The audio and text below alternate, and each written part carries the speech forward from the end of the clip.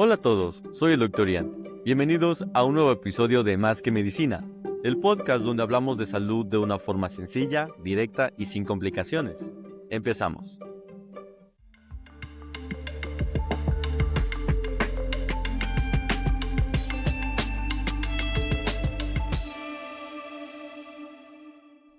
El día de hoy estoy muy emocionado por dos cosas. Primeramente, porque estrenamos una nueva sección en el podcast, Mito versus Realidad.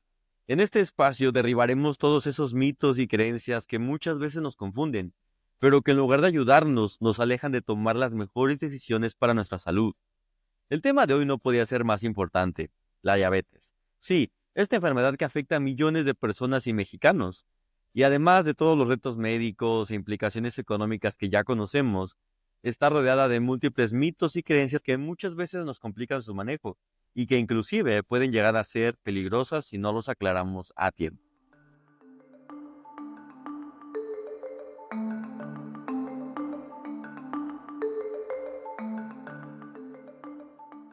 Pero antes de entrar en el tema, tengo el gusto de presentarles a nuestro primer invitado en el podcast, el doctor Bernabé Alarcón, mejor conocido como Doc Berna.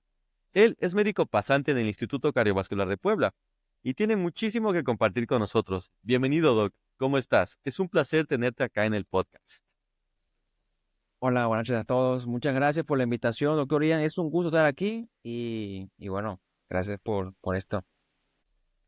No, hombre, Doc, muchísimas gracias a ti por venir y por haber aceptado la invitación. Y cuéntanos, Doc, ¿qué es lo que te gusta hacer más allá cuando no estás en el modo médico activado? Es una pregunta bien interesante. Cuando no estoy en modo médico, pues bueno, a mí me encanta crear contenido educativo en redes sociales. Tengo ya plataformas digitales, principalmente en Instagram, donde comparto de manera muy sencilla y accesible, pensando especialmente para estudiantes de medicina, médicos internos y ya últimamente para público en general. Pues bueno, me encanta la investigación, redactar artículos médicos, incluso tengo la oportunidad de colaborar algunos libros. Y bueno, me fascina sumergirme en libros que me inspiran. Incluso me gustaría compartirles uno de mis favoritos, que es El mundo y sus demonios de Carl Sagan. Es un libro, fíjate, que promueve el pensamiento crítico y nos invita a entender la ciencia como una herramienta para enfrentar las supersticiones y comprender mejor el mundo. Leer estas obras no solo alimenta, por ejemplo, mi curiosidad, sino que también me motiva a divulgar conocimiento de manera clara y accesible, como lo estamos haciendo ahora. Y bueno, otra cosa que me disfruta hacer es salir a correr, una forma ideal y un increíble para desconectarme y mantenerme activo y sobre todo, pues aclarar la mente.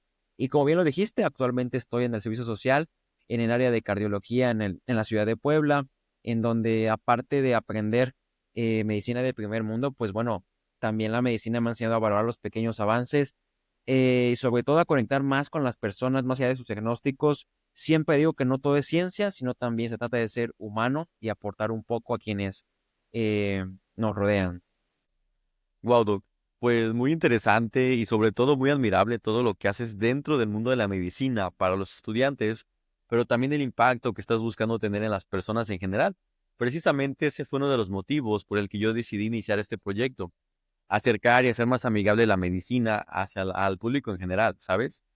Y precisamente ahorita que mencionaste a este gran astrofísico Carl Sagan, que yo también admiro, vino a mi mente una frase célebre de otra gran científica, Marie Curie. La voy a parafrasear sinceramente porque no me acuerdo qué decía, pero iba algo así como de nada en la vida debe de ser temido, simplemente entendido. Y ella nos incitaba a comprender más y temer menos. Justamente viene a colación en este tema de los mitos, porque muchos de estos se basan en supersticiones, en miedos que las personas lleguen a tener. Y para mí es sorprendente, porque a pesar de todo el avance que hemos tenido en la medicina, en la ciencia, en los últimos 100 años, estas creencias persisten aún en el colectivo general. Pero pues el día de hoy estamos acá, ¿no? Para desmentir estos mitos sobre la diabetes. Sí, claro, y más en este tema de la diabetes, que no me dejarás mentir, todos los días en la consulta, pues bueno, se acercan las personas y nos dicen cada cosa que muchas veces nos sorprende y que por eso hicimos, o por eso el tema este de em, mitos sobre la diabetes, ¿sabes? Efectivamente, por eso estamos acá. Y sí, los mitos son estas historias que los venden tan bien que pueden llegar a parecer verdades, ¿sabes? pero que pueden causar muchísimo daño. Yo he visto que para muchos pacientes que viven con diabetes, un momento crucial o un parteaguas es justamente cuando reciben el diagnóstico, porque hay que decirlo, existe muchísima estigmatización y prejuicios aún sobre la diabetes en nuestro país. Y es en este momento en el que no saben qué hacer, no saben con quién dirigirse, a veces sienten desesperación, que terminan cayendo en estos mitos, en estas terapias alternativas que realmente no les aportan mucho. Sin embargo, por eso estamos acá, para informar a las personas en general y sobre todo para basarnos en la ciencia, ¿no? Porque la ciencia, nos guste o no, es o no es, aquí o en China, siempre va a ser lo mismo. Sí, claro, tienes mucha razón. Oye, ¿qué te parece si empezamos a hablar sobre, bueno, qué es la diabetes y cuáles son sus tipos? Y fíjate que la diabetes es una enfermedad metabólica que ocurre cuando el cuerpo no puede regular correctamente los niveles de glucosa en sangre. Esto sucede por problemas, uno, con la producción de insulina, dos, su función o incluso ambas. Fíjate que la insulina, que es producida por el páncreas, es una hormona clave que permite que la glucosa ingrese a las células para ser utilizada como energía. Sin suficiente insulina no funciona adecuadamente. Y bueno, la glucosa se acumula en la sangre causando hiperglucemia, o en otras palabras, que tengamos el azúcar muy alto. Existen varios tipos de diabetes, es claro. La diabetes tipo 1, que es una enfermedad autoinmune, en el que en el sistema inmunológico ataca y destruye las células del páncreas. La otra, la diabetes tipo 2, que es la más común y generalmente está relacionado con factores como la obesidad, el sedentarismo y antecedentes familiares. Y la otra, diabetes gestacional, que aparece en el embarazo en mujeres que previamente no tenían diabetes. Y ojo, además hay otros tipos más raros de diabetes relacionados con enfermedades genéticas, problemas pancreáticos o ciertas condiciones médicas. Esto es como un panorama general de lo que es la diabetes. Y bueno, fíjate que, pues ya que estamos acá, voy a abordar el primer mito. Y te va a sonar bien común. Y en la consulta me llegó, me dijo, oiga, doc, mi primo me dijo que la insulina te deja ciego y por eso no quiere usar. ¿Qué opinas de esto? Vaya, es un mito, es uno de los más Muy dañinos, común. ya que perpetúa el miedo al tratamiento con la insulina, un pilar fundamental en el manejo de la diabetes cuando los medicamentos orales ya no son efectivos. A ver, la insulina, uno, no causa ceguera y de hecho su uso oportuno puede prevenir complicaciones severas de la diabetes, incluyendo la retinopatía diabética, que es una de las principales causas de ceguera en todo el mundo. Pero a ver, la pregunta aquí, ¿de dónde viene el mito? El origen de esta creencia puede estar relacionado con el hecho de que algunas personas desarrollan complicaciones como pérdida de la visión después de iniciar la insulina. Pero a ver, esto no es culpa de la insulina, sino del mal control previo de la diabetes. Es importante entender que cuando los niveles de glucosa han estado elevados durante mucho tiempo, el daño de vasos sanguíneos, incluidos los del ojo, ya está en marcha. O sea, cuando se comienza a usar la insulina, bueno, los niveles de glucosa mejoran y esto puede acelerar ciertos cambios transitorios en el ojo antes de estabilizarse esto. Sí, Eh, sí, sí, bueno, sí, eh, pero hay otra pregunta que me llamó mucho la atención y en la consulta me claro. decían, bueno, doc, pero porque algunas personas piensan que la insulina empeora la vista?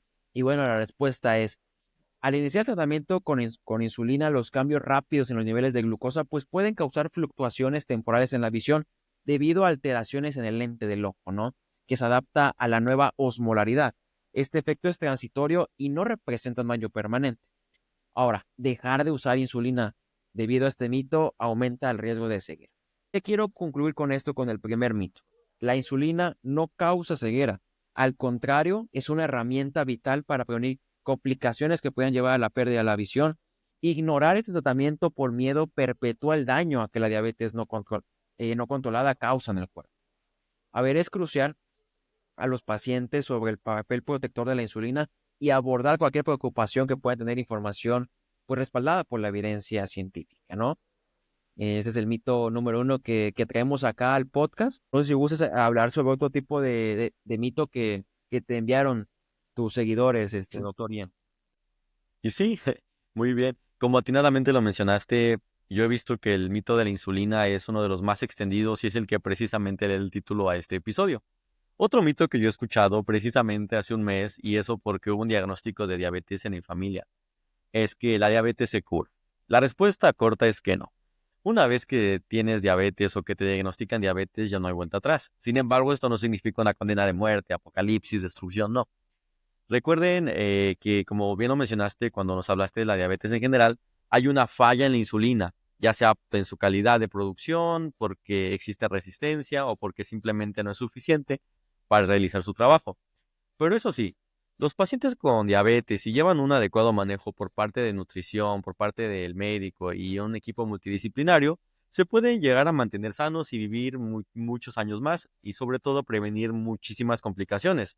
Por ejemplo, uno de mis tíos lleva más de 20 años viviendo con diabetes, obviamente sí con su dieta, con su actividad física y con todas las medidas y medicaciones que debe de llevar, pero hasta el día de hoy yo no lo he visto sin ninguna complicación. De las más comunes, la retinopatía diabética, la nefropatía diabética o la neuropatía diabética. Así que no, la diabetes no se cura, pero con un buen manejo multidisciplinario, sí que los pacientes se la pueden llevar muy bien, ¿sabes?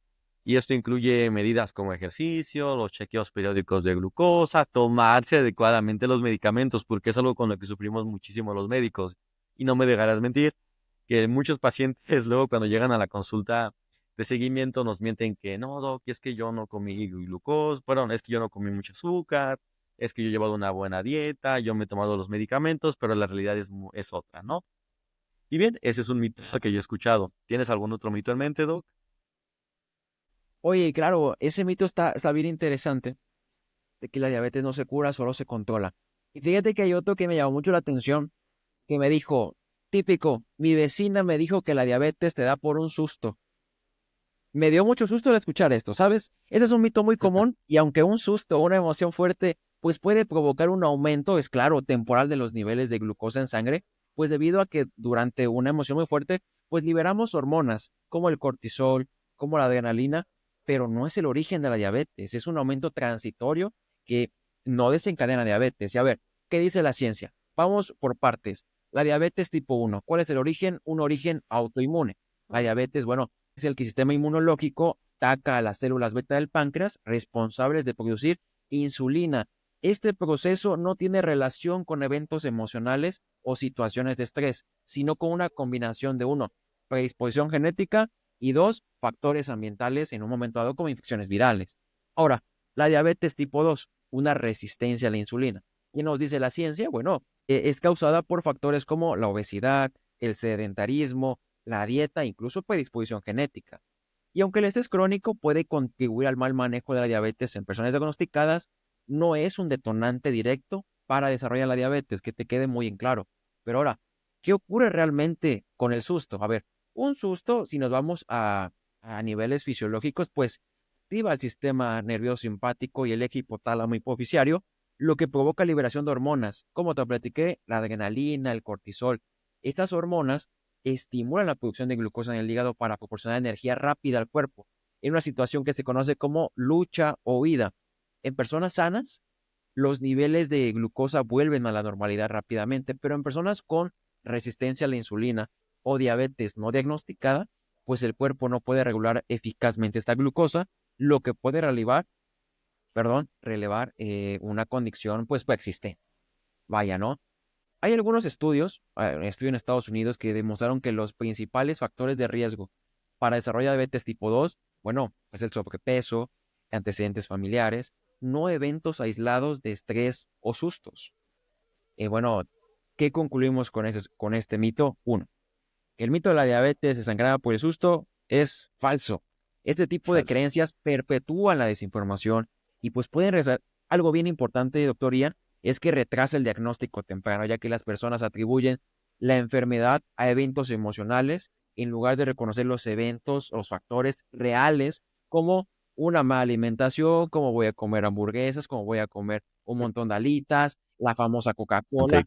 Y pues claro, el decir esa mala alimentación aunado al sedentarismo o antecedentes familiares, pues es claro que va a desarrollar enfermedades crónico-degenerativas como es la diabetes. Entonces, a los que nos escuchan, que te dicen que la diabetes te da por un susto, es falso. Así como tu ex, es falso ese mito. Sí, justamente no le creas, ya no creas en él, pero ahí va, ¿no? O como la burra al trigo nuevamente.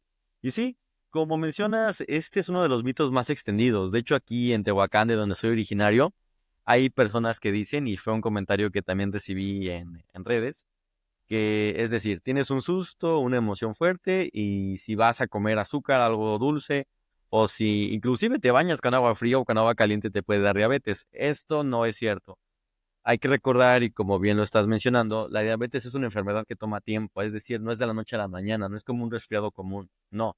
Toma años para desarrollarse y es una enfermedad multifactorial, desde la genética, la actividad física, la alimentación, inclusive el ambiente puede llegar a determinar si la vas a presentar o no.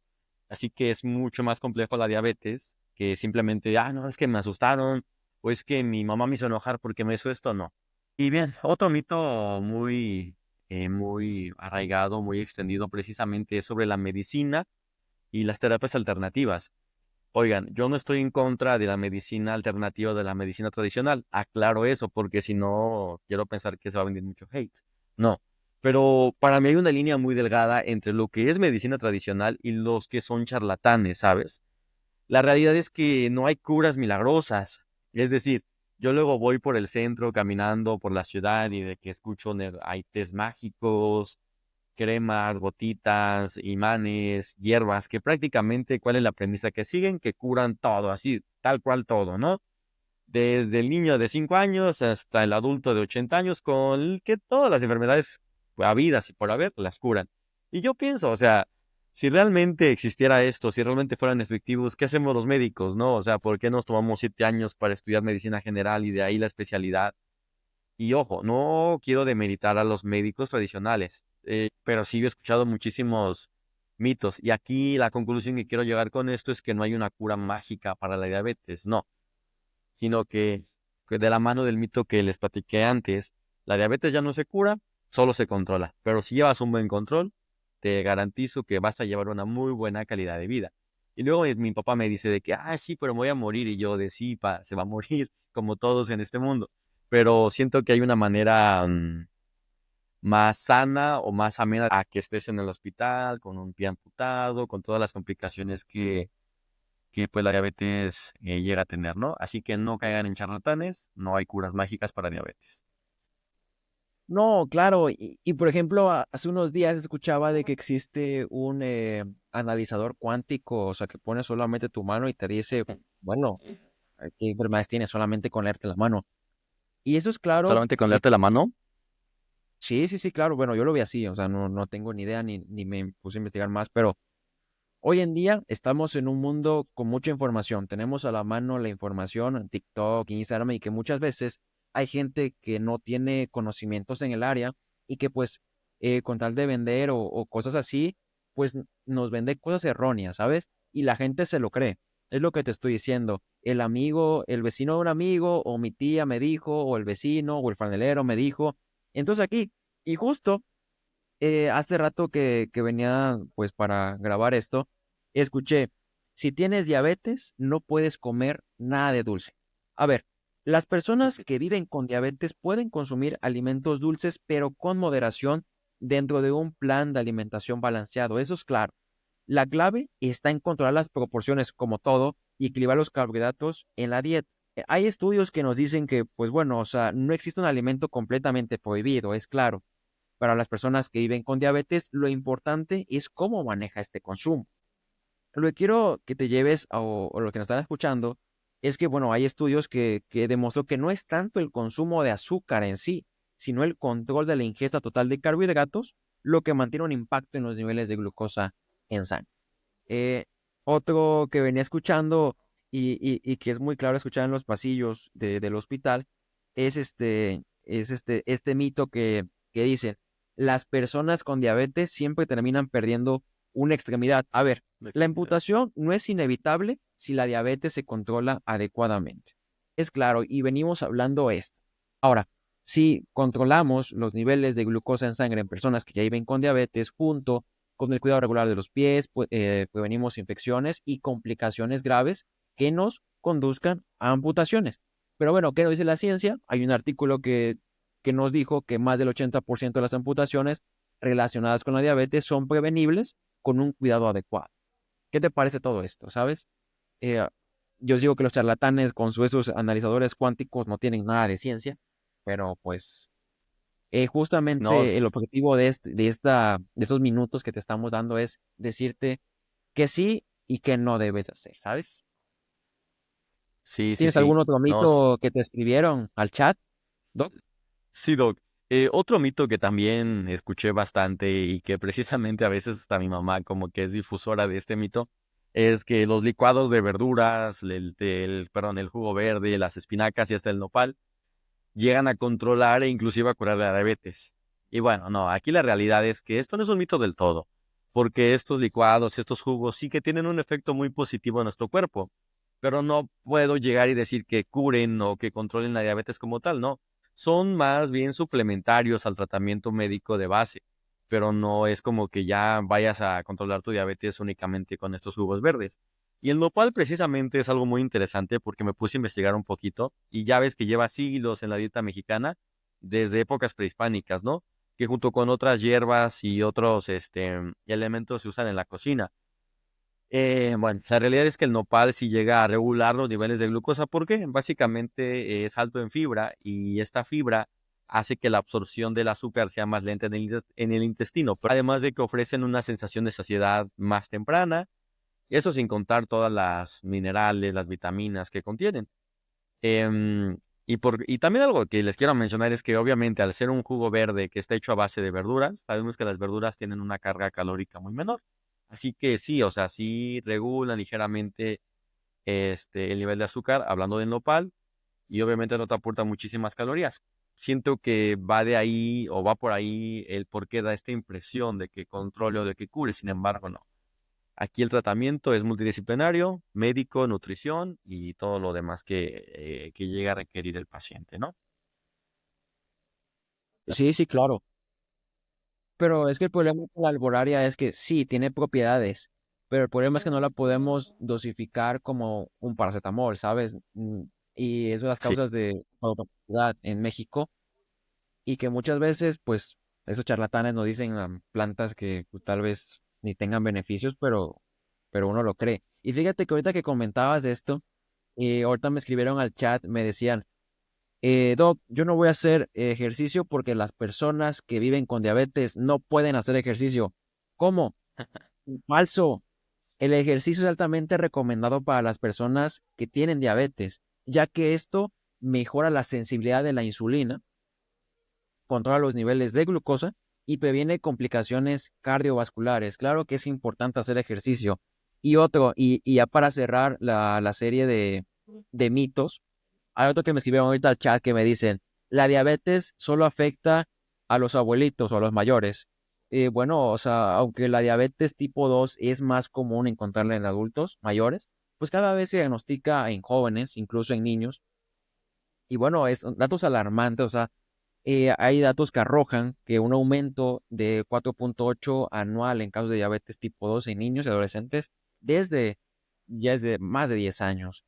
Y bueno, esto nos alarma y nos pone a pensar de la alimentación, lo que comentábamos, una mala alimentación, el sedentarismo. Ya vemos más niños, adolescentes que solamente están en el iPad, solamente están jugando, no me dejarás mentir. Y que pues bueno, estas complicaciones la vemos cada vez más frecuente. Espero que estos mitos que nos escribieron al chat, que fueron los más repetidos, haya sido de utilidad para los que nos escuchan. Si tienes más dudas, nos puedes escribir a nuestras plataformas digitales y las contestaremos en un live, ¿qué te parece? Pero sí, sí, sí, me parece me parece muy buena fascinante idea. estos. Sí, claro, sí, claro. Yo no había escuchado eso de lo que me decías de los jugos, ¿no? De que bajan, de los analizadores cuánticos, de, de que no pueden hacer ejercicio, de que la insulina los deja ciegos. No, obviamente no, obviamente no. Pero pues bueno, o sea, la gente viven desinformada, que pues su diabetes está muy avanzada, que ya cuando se aplican la insulina, pues su diabetes ya hizo daño, ¿sabes? Sí, como atinadamente mencionas, hay muchísimas creencias, mitos que lamentablemente hacen que los pacientes no acudan al médico oportunamente y lleguen todas estas complicaciones que ya mencionaste. Yo creo que nos haría falta más episodios de podcast para hablar sobre este tema, ya que es muy profundo. Algo que quiero mencionar y que se me pasó es que yo he visto un aumento preocupante en la incidencia de diabetes. Me ha tocado ver a pacientes desde 10, 12 años que ya viven con diabetes tipo 2. esto lo hago mención para encender este poquito, ¿no? Sobre todo para hacer hincapié en la prevención, que es otro tema que tocaremos más adelante. Y bien, Doc, pues para finalizar este podcast, muchísimas gracias por tu tiempo, por habernos compartido toda esta información tan útil de qué es la diabetes, los principales mitos que yo creo que todos hemos escuchado y que abarcamos en este podcast. Y sobre todo que la gente sepa, ¿sabes? Que se informe y bajarle todos estos conceptos médicos complejos a una manera más entendible, ¿no?